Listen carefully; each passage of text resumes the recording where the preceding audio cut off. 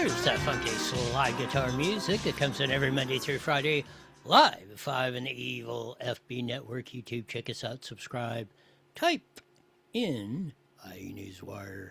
See my nice smiling, shining face. It's absolutely 1,000%, as they say, out of control. Sometimes some things go. Soccer's going country. Wednesday night winners. Sex trafficking arrests are finally coming to Southern California and should be going across the nation. And you're going to find a lot of those 350 or 500,000 or however many kids that came across the border illegally that were lost. That's where you're going to find many of them. Hopefully that's the case. Workers don't want to go back to work. What fine news is that? Starting off with the Wednesday winners on the race report. Briggs Danner, you see, well, possibly, won the second day of the BC 95 or BC 39 midget race, the Indianapolis Motor Speedway. Last night there was a DQ and Kevin Thomas Jr. was awarded the win. See if we can get it up there. This race is dedicated to Brian Clausen. He started in the midget sprint cars, got to the Indy 500, lost his life in a midget crash at Belleville, Kansas a few years ago after a couple Indy 500 starts and really looked to be on his way.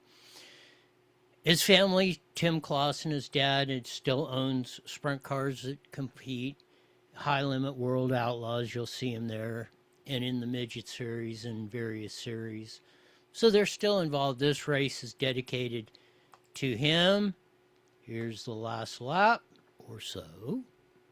We shall see, hopefully, on Flow Racing. Here we go. There's a little bit there from Briggs. Last time off of turn number 4. Kevin Thomas losing just a little bit. 6/10 of a second now the difference as they work into turns 3 and 4. Final time here at the dirt track of the Indianapolis Motor Speedway is underway. Cannon bounces her off the wall. Loses the spot now to the 67 of Jacob Denny.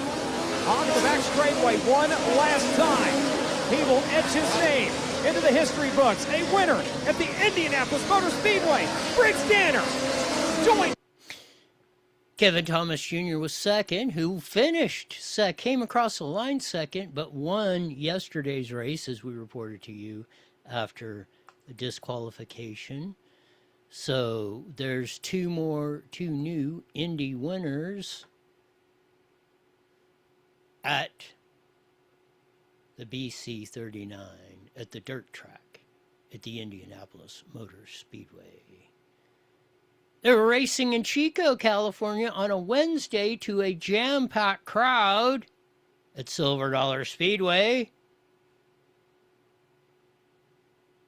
Let's see if we can get the last lap going here. Fast Cars and Freedom winner Justin Sanders, followed by Dominic Gordon, DJ Netto, Andy Forsberg, and Shane Golovic. Justin Sanders won that, followed by Dominic Gordon, who last Saturday, won the first USCS 360 wing sprint car race at Ventura. So, good job there. Money Matt Hirschman at the famous Seekonk Speedway in Taxaqueets. It's with the NASCAR Modifieds. Here we go. Oh, we thought. Here we go. Back in winning form here at Seekonk. He'll take down the win. Matt Hirschman getting it done, climbing out of the car. The PD Motorsports 60 in victory lane. The Firecracker 150. So Money Matt Hirschman got the job done at the Seekonk Speedway at the Firecracker 150. Lots of racing going on. Will be more tonight. Short Track Super Series on Flow. You can catch World Outlaws, all sorts of stuff on Dirt Vision and many, many other platforms. As you can see, racing almost 24/7, 365, and nothing could be better in my view.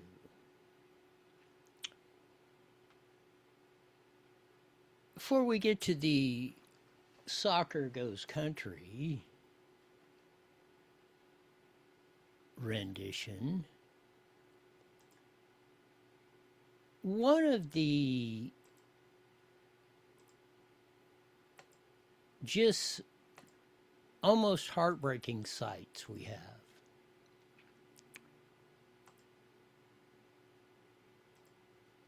is the sex trafficking of very young girls. This has been precipitated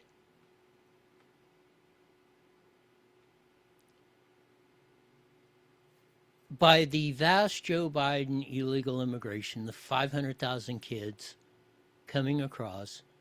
They don't know where they're at. This is on ABC 7. SOCAL bust. We'll start with this report. Hopefully, here we go. Drive away from this motel, the on-site manager of the hotel, they say he is one of 9 people they were trying to target and arrest this morning as part of this big operation that involves looking into both human and sex trafficking, as well as the notorious Hoover Gangs Association and their alleged ties to both pimping and sex trafficking.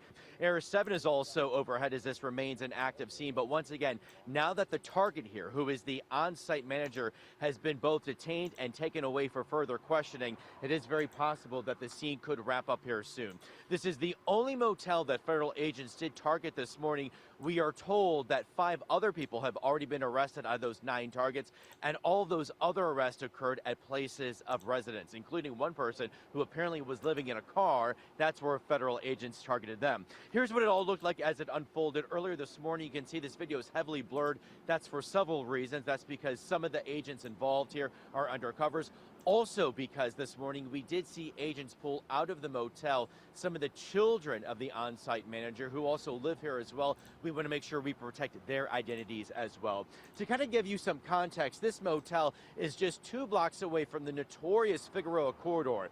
If you're familiar with that part of South LA, you know that is a part of the city that is unfortunately very well known for both prostitution and human trafficking. And we've done extensive reporting this year about how the LAPD as well as federal agents are trying to crack down on that human trafficking. Here's some kind of very startling numbers this morning.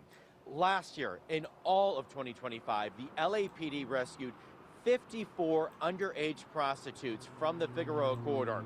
Law enforcement sources have been telling me this week that already, so far for this year, they have rescued more than 70 underage girls from the corridor. So it shows you what is just a huge problem this is.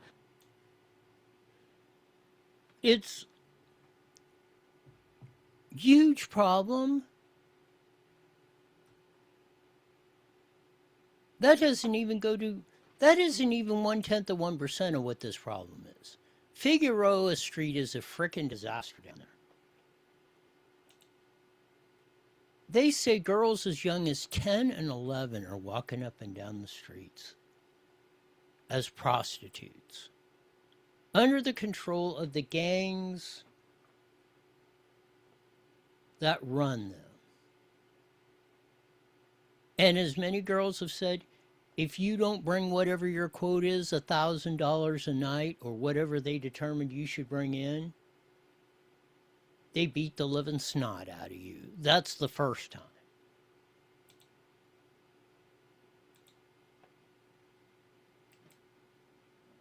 This is what's going on in our community. The arrests they're making, they're just barely scratching the surface.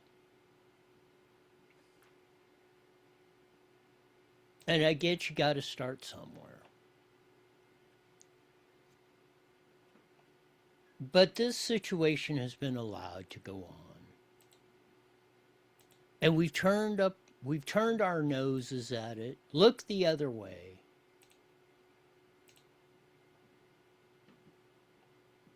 And the people that are doing that in society or pretending this doesn't happen,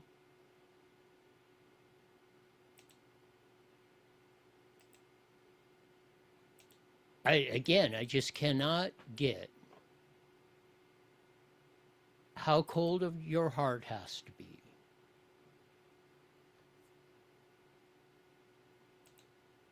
to look the other way in this situation.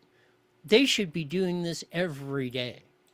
There should be busts of 70 arrests or 70 girls helped every day. That's how bad it is. We've run the pictures of it, of Figueroa Street, and this is going on in every city, in every town. Moreno Valley has been the sex trafficking capital here in the Inland Empire, along with San Bernardino. Us in Riverside County. San Bernardino obviously has a long history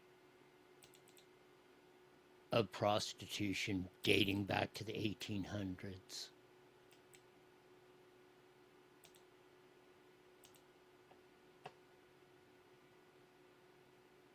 It's monumental. We should be getting rid of this at every opportunity. Here's the Fox 11 report. Here we go. We thought. As you mentioned right now, some of which are in fact minors. It's just the latest crackdown, Christine, on sex trafficking here in Los Angeles. And law enforcement say they want to send a clear message today to anyone who even thinks about continuing this. They target vulnerability. They recruit via social media. Wednesday morning, federal and local law enforcement executing sweeps along South Los Angeles Figueroa corridor. It's part of an ongoing operation to crack down on sex trafficking. These defendants recruited runaways, girls from foster care systems, and other vulnerable victims who turned to social media for affection. First Assistant U.S. Attorney Bill Asaley says his office has charged over 24 defendants with human trafficking violations over the last 11 months. He adds some of the victims are young adults, while others are children. While he did not disclose their exact age, he claims some of the victims have faced horrific violence. One victim was forced to engage in sexual activities on the same day she was forced to have an invasive abortion procedure. For parents, I would say, you know, your kids need your time. They need your attention. Tina Chang works for Olive Crest, whose mission is to prevent child abuse. She says it's important that parents stay connected to their children, especially as traffickers lean on social media to lure in their young victims. Young people don't have the ability to, figure out who's lying and who's not lying. And I don't think people realize how close all of our children are to being preyed upon, because it's just that one person that slips into your DMs and is now promising you things. Local and federal leaders say their joint operation just happened to coincide during the World Cup, but add they do tend to see an uptick in sex trafficking during major sporting events. People are coming in from out of the state, out of the country, and there's a higher demand, and so we see an uptick. So we always make a concerted effort to increase awareness and enforcement for sex trafficking, human trafficking. Now, LAPD Chief Jim McDonnell also saying that just this year alone, they've helped save 75 juveniles from exploitation, just highlighting the importance of these raids and ongoing operations. We're live in downtown Los Angeles. I'm Rachel Aragon, Fox 11 News. We know this area has been a big problem for a long time. Are they talking about more ongoing operations in this area, more work in this area? They did. They mentioned continuing in that Figueroa corridor, but also they said it's not just going to be that area. It's going to be other parts as well. For privacy purposes, of course, they don't want to mention exactly where they're going to go next. But again, it is beyond just that corridor. Thoughts are with those young people. All right. Thank you so much. They mention in the report foster kids, Riverside County, LA County, all of them. The foster care under the Department of Social Services or whatever. There's been allegations. What were the kids here under the control of Riverside County doing at a motel in Indio that got lit on fire?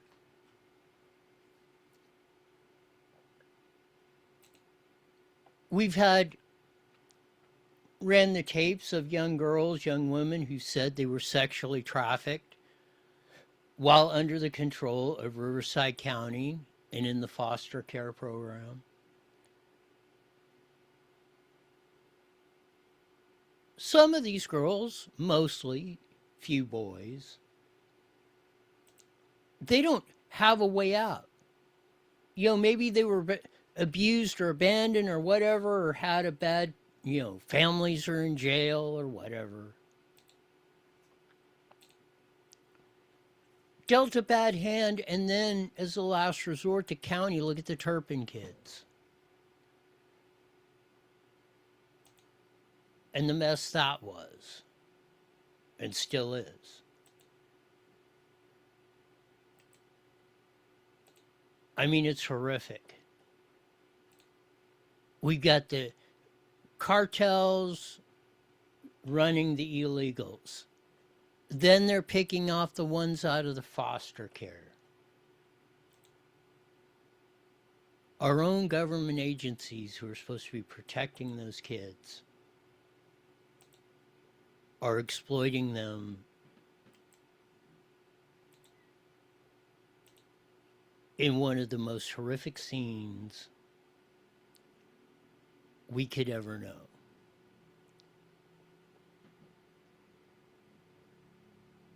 It's truly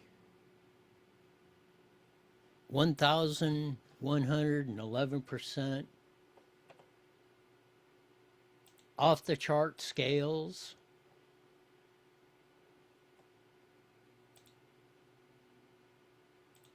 But here we are. This is Southern California. I hope Pasali and at least more, the police chief down in LA, is trying at least to start making some headway in this issue.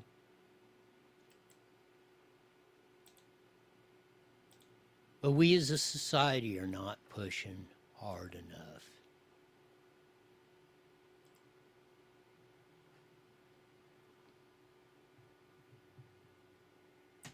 Red, white, and through. It was in the New York Post, of course, along with the happy birthday issues of the 250 that's coming up on Saturday, birth of the greatest country in the history of the world. USA moved on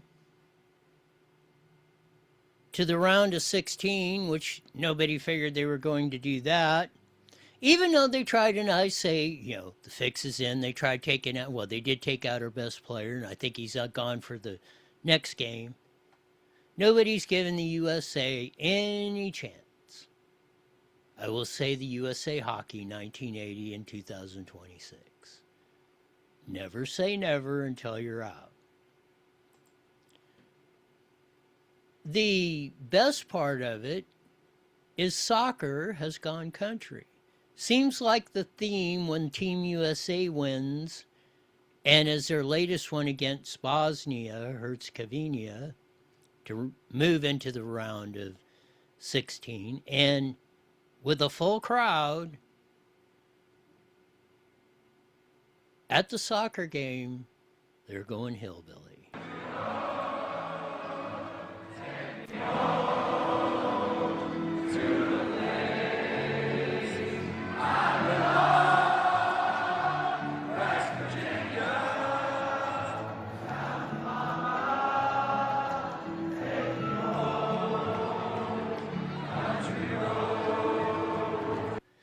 So there you go. It doesn't get more hillbilly than that. John Denver's Take Me Home Country Road. Big hit back, probably 50 years ago? I love it. About time. We'll see how far USA goes. Well, what will happen if Team USA wins the World Cup soccer on USA soil?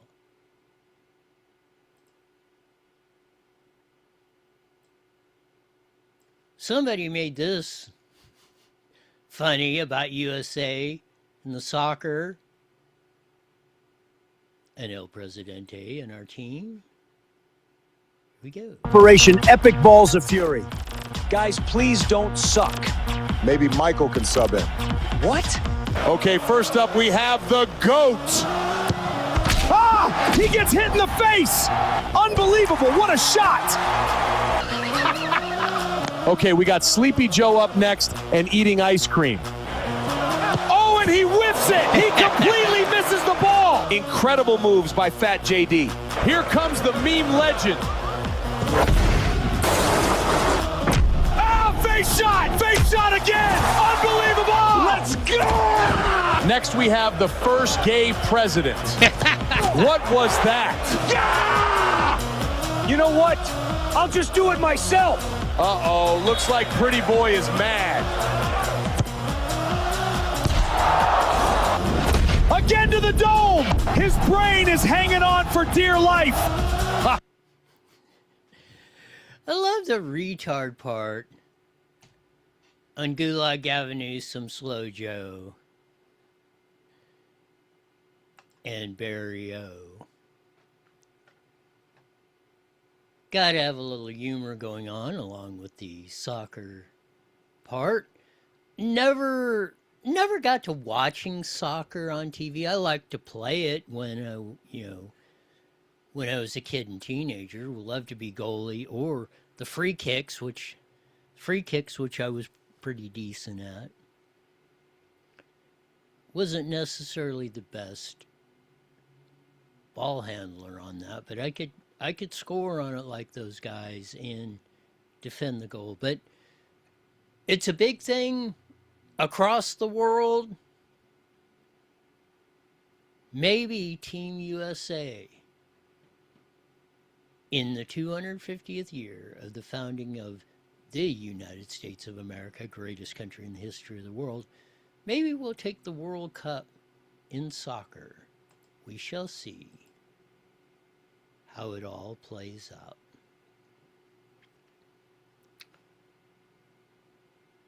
In our nasty nostalgia segment, no electricity, no problem. 100 years ago, said Maytag, when they made their first gas-powered washing machine. Well,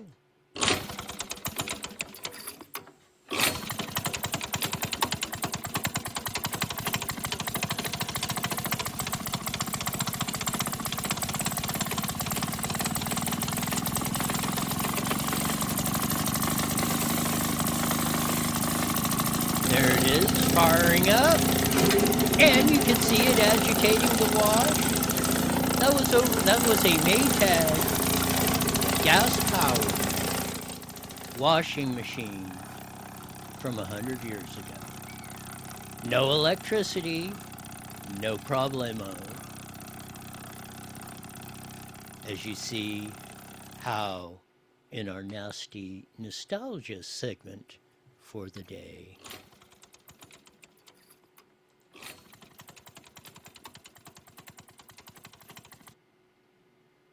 if we can get all the electronics today to shut off when you press the off button. It's amazing. It's amazing as technological as our world gets, how these technology devices cannot work the simplest of tasks. 30 seconds, 30 seconds. We'll join the Mighty Met, KMET, as Jesse has said here in a few seconds.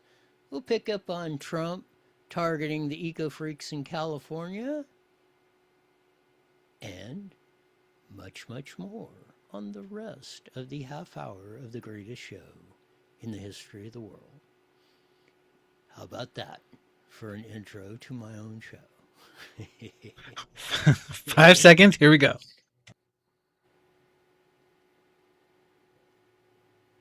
App today. IE Newswire Daily is on the air. The following is a paid program. Views and claims expressed are those of the program producer and are not endorsed by this station. Opinions expressed are not necessarily those of radio station KMBZ, its management.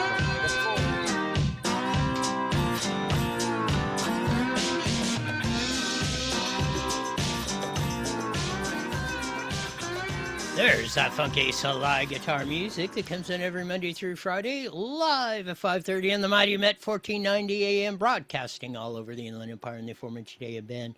Join our vast video audience on the Evil FB Network, YouTube. Check us out, subscribe. Type in IE Newswire. You'll see my nice, smiling, shining face. Lots of stuff going on. USA advances to the round of 16. In the World Cup of Soccer, even though they're given no chance, even though the refs cheated and tried to take out our best player and trying for the next game, all I got to say is USA Hockey 1980 and 2026. Don't count the USA kicking the snot out of everybody and winning this whole thing.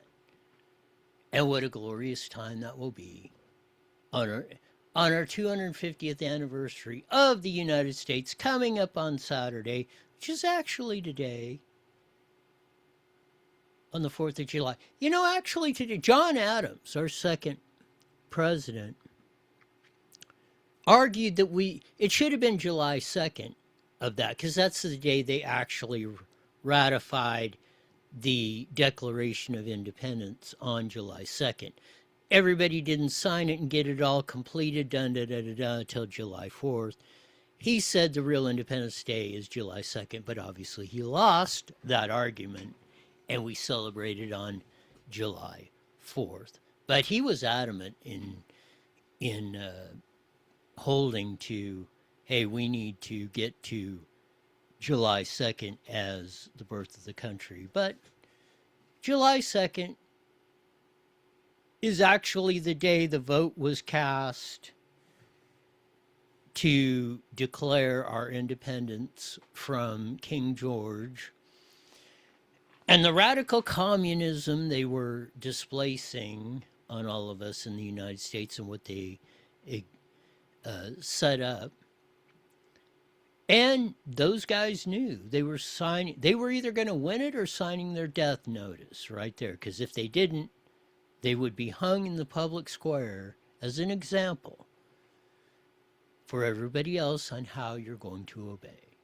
Just exactly how communists, dictators, thugs run things. Just like the 11-year-old girls that are being sex trafficked right now on Figueroa Street in LA and in points all across the United States. As we ran the story of Bill Asaley, our U.S. attorney, and Mike Moore, the police chief down in L.A., made arrests and down in the corridor of some of the people, but they're just barely scratching the surface. And they even brought out how our foster care, child social services in all our counties are contributing in sex trafficking kids that are the most vulnerable, in need of that, and under the care of us, of all of us, through our county and government agencies. And they're sex trafficking kids, as they have said many times and reported. And the treatment like the Turpin kids got, I mean, holy cow. If it happened in that highly visible situation, what's going on behind the scenes that we're not hearing about? And if it is truly horrific. We had Susan Shelley on, columnist extraordinaire for the Southern California News Group, vice president of Howard Jarvis Taxpayers Association. Hopefully we'll get John Copal, president, on next week. We got Save Prop 13 on the ballot, got the signatures, got it qualified, eliminating the transfer tax on top of that. Then last week, they had the negotiations pulled the poison pill that the legislature tried to put in and thought that would make Howard Jarvis, Taxpayers Association, Coppell, and Shelley and crew buckle. Because it would have said, oh, it would have had to pass by 2/3 of the vote. Well, Carl DeMaio, which helped them, he's an assemblyman and helped with his Reform California group, helped get the signatures, and he was the one that got those signatures for voter ID. He was on the radio yesterday,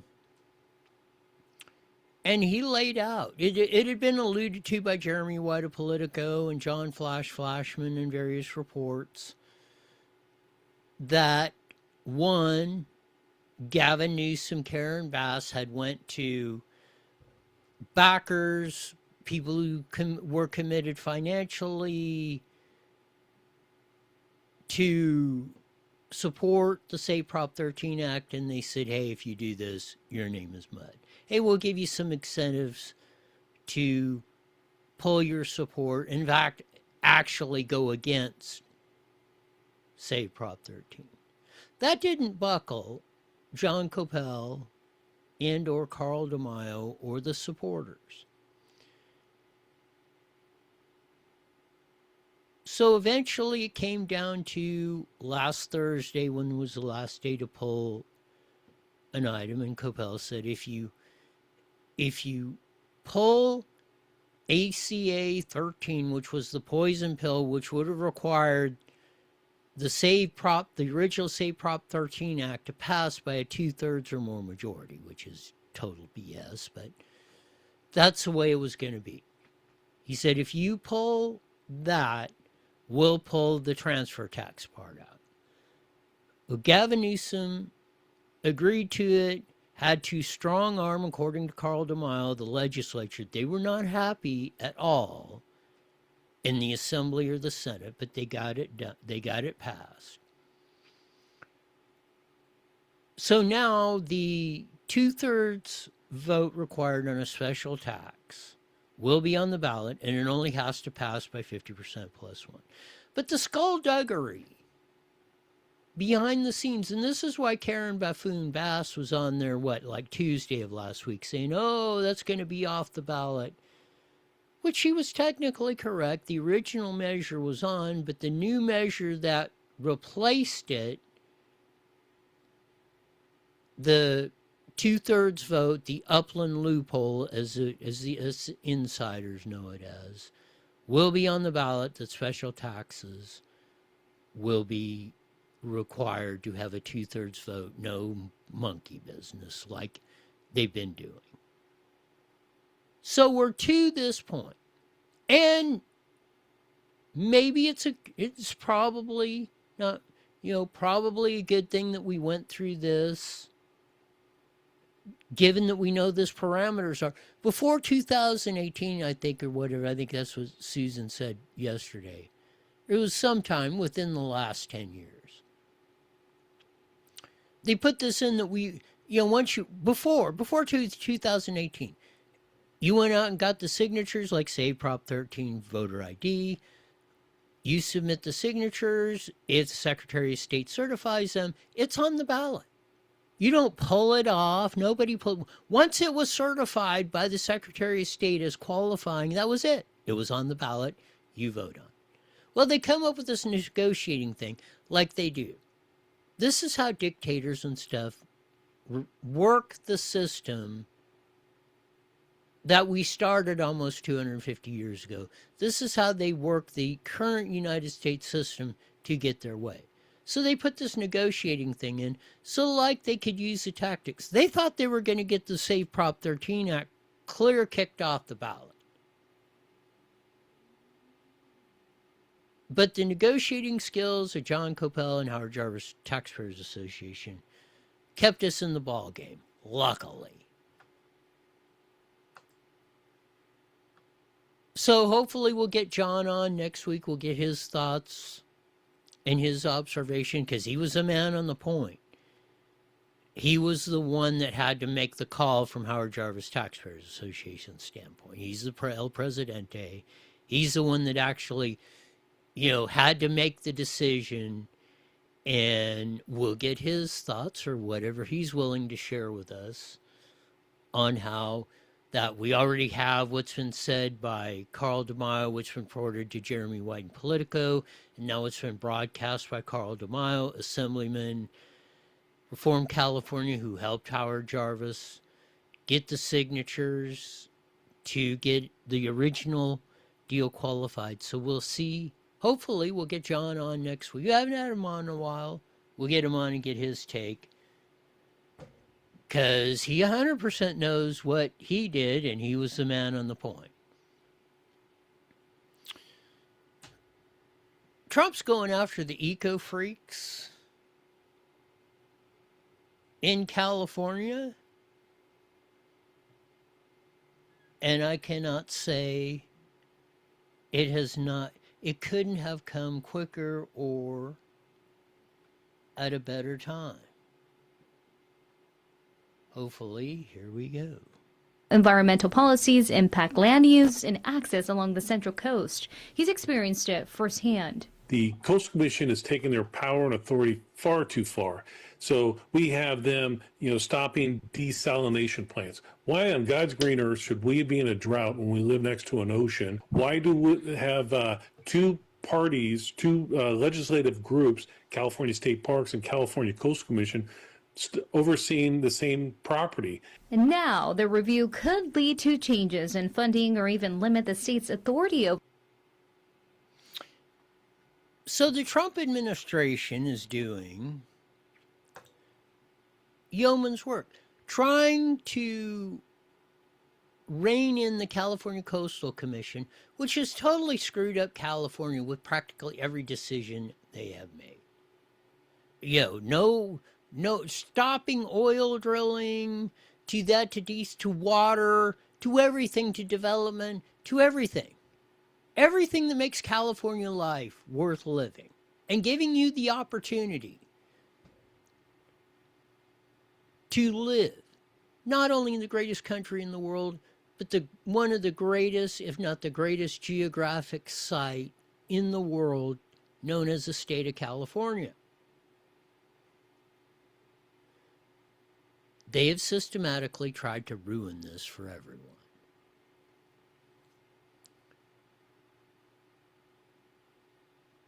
And the Trump administration first signed the executive order to open up the oil coming out of the Santa Barbara coast, which we should be drilling from there and everywhere and all points in between. So California gets back, like we were 50 years ago, totally energy independent. We built it, we drilled it, we pumped it, we refined it, we delivered it to the gas station, 100% in California.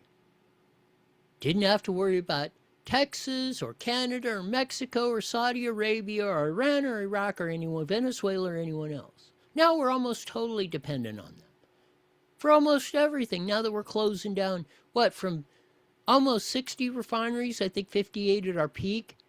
Now we're getting close down to 7. Paying the highest gas prices by far in the nation because of the eco-freaks screwing stuff up. Screwing up our life in California.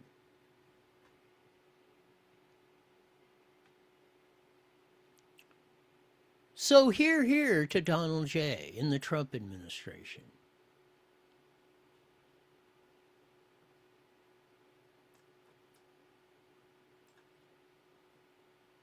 It's 1,000% about time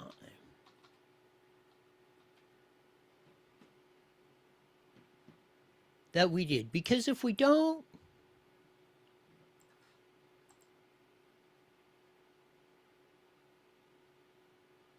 we're going to be screwed. Another great thing the Trump administration is doing. We had the Supreme Court ruling on boys, men, and girls, women's sports locker rooms and all that. And they said, well, at least on the sports thing, states can ban it, but they're not required to. So California is still at the forefront. The law is still in the state of California. Oh, yeah. A.B. Hernandez and the crew can still compete as boys in girls sports.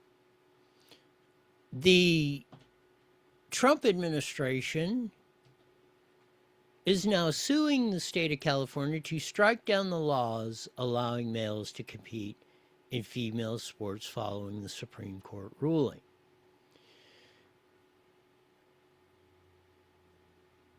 So again, the Trump administration is being proactive. Now we don't know which way the courts will go, and ultimately the Supreme Court, because they're filing it in federal court, will decide. But at least they're making the case under Title IX, as we fought for 50 years ago, to bring equality to the girls' sports scene. And now we're just totally destroying that.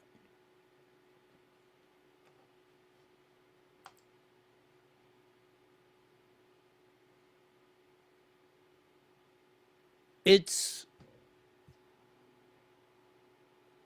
off the charts. And again, one of the things I would have never bet I would have seen happen in my lifetime is this kind of insanity.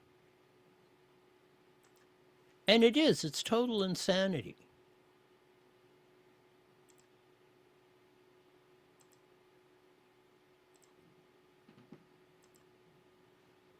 It's beyond hardly any comprehension.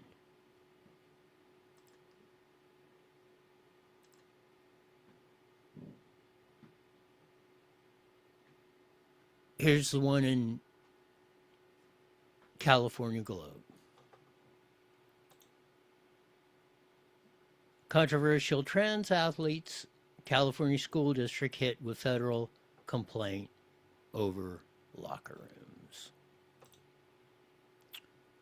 That's the Harupa Valley High. I think it's Alvord School District. Harupa Valley, kind of the east end of Riverside.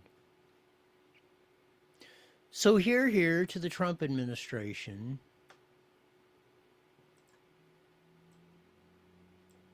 for standing up for girls, women, not only in California, but across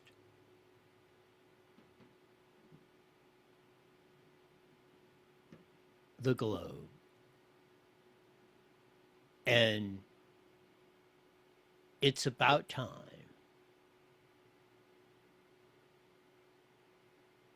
that we finally get back to some sanity on this issue. We do. The good news is, and California is taking the lead due to the initiative of Reform California and Assemblyman Carl DeMaio, voter ID will be on the ballot. They couldn't negotiate. There wasn't nothing to negotiate that one with. So that will be on the ballot in California, and that's going to be a humongous vote. We get that in California, and we get voter ID. Like Susan Shelley explained yesterday, there's going to be some sort of identifying number tied to your Social Security, driver's license verification on a mail-in ballot. So you just can't go down to Skid Row or wherever, or the old folks' home, or collect a bunch of ballots, scribble a name on, put an X for the person, and scribble a name, I delivered it, and just put a date on there, and then, even if it comes in 5 days late, it still counts.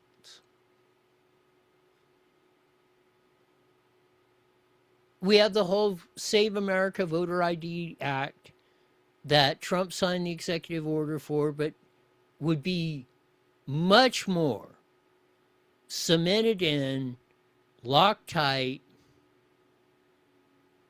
survive a Supreme Court challenge is if Congress passes that law of voter ID, the Save America Act. Here's Mr. Trump on CNBC in an exclusive. Hopefully, here we go. Well, you wouldn't veto it, would you? So nobody knows more about housing than I do. I made billions and billions of dollars with housing, and I know exactly what they've done. They made maybe zoning easier, but maybe they made it tougher without knowing. It's very complex stuff. But the housing bill is fine. There's a lot of Democrat points in there that I don't even think are good, but it's fine. But I've made the case I'd rather not sign anything until we sign the Save America Act. You think through reconciliation or Save filibuster? America, because if you do Save America, you're not going to have cheating. Practically, how do we get there on Save America? What would you like Majority Leader Thune to add? Well, I would like them to get it passed. What I'd really like is for them to filibuster, kill the filibuster, terminate the filibuster. When they terminate the filibuster, then they'll immediately approve the Save America and 100 other things. You could sit down all day long and just vote, and you'd have it. And the sad part is we probably have 5 or 6 senators that won't vote. So there you go. Trump says, hey, I'm not real red hot on the housing bill, but if you pass the Save America Act, I will sign the housing bill.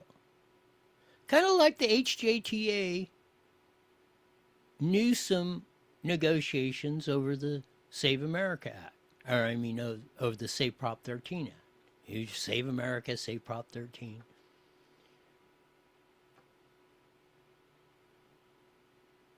So, and Tommy Tuberville, senator from Alabama, soon to be governor of Alabama, said it. Said the reason this isn't going through is because, and this is from him, there are probably more Democrats, but there are some Republicans to owe their seats in both houses in the Senate and the House that owe their elections to fraud. Now, how can you... We've had evidence up the kazoo.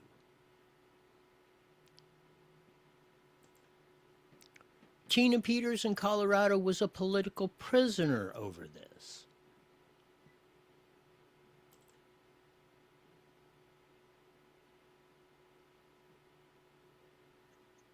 In other news on this front, Speaker Mike Johnson indicates potential path to pass Save America Act via budget reconciliation. Well, get it done. Anna Paulina Luna tried to get it to pass with the budget, with the defense budget. That didn't work. Republicans killed that, along with Democrats.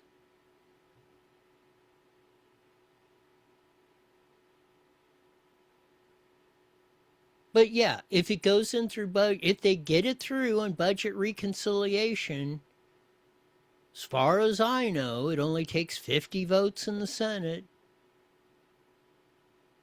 There is no filibuster on a reconciliation act, on reconciliation after they both went through and they're ironing out the differences. That's what reconciliation is. And that does not, that is unfilibusterable under the rules. So it only takes 50 senators, and then J.D. Vance can break the tie and provide the 51st vote.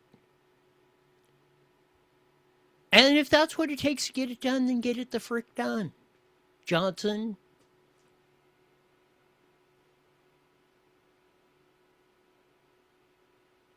Man, an 80-20 issue.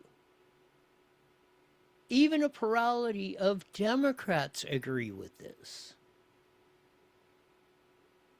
Independents and Republicans off the charts. It's an 80-20 issue at a minimum. Everyone who's polled it, or surveyed it, or studied it, or focus grouped it It's come out that same way. 80-20 support voter ID. Why can't we get this done?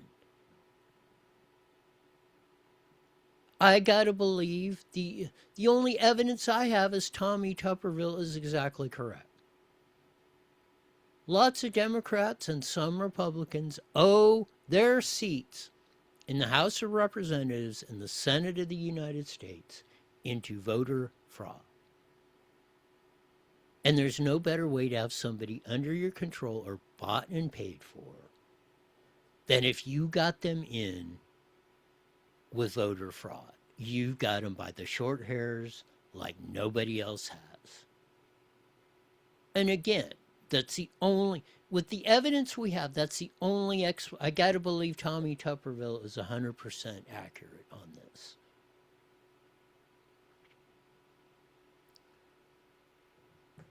It's going to be a fun day on this Practice Friday. Well, has been. Well, we got a little 6 hours left. We'll be with you tomorrow on the preview day of the birth of the greatest country in the history of the world. We'll roll through some of the reasons why you should be appreciative of what happened darn near 250 years ago today, and what you can do to uphold that monumental task and tradition. Because like I've said 20 million thousand times, I don't want it on my watch, that we were the generation that watched the greatest country at that point in the history of the world to fail. So it will be fun. It will be real. Tomorrow we'll determine if it was real fun when we come back on the Real Friday. Let's see. That'll do it for today. So you usually say at this time, mandatory, you're back here in 23 hours. Why? You're the best darn show in the whole wide world. Until then, see ya.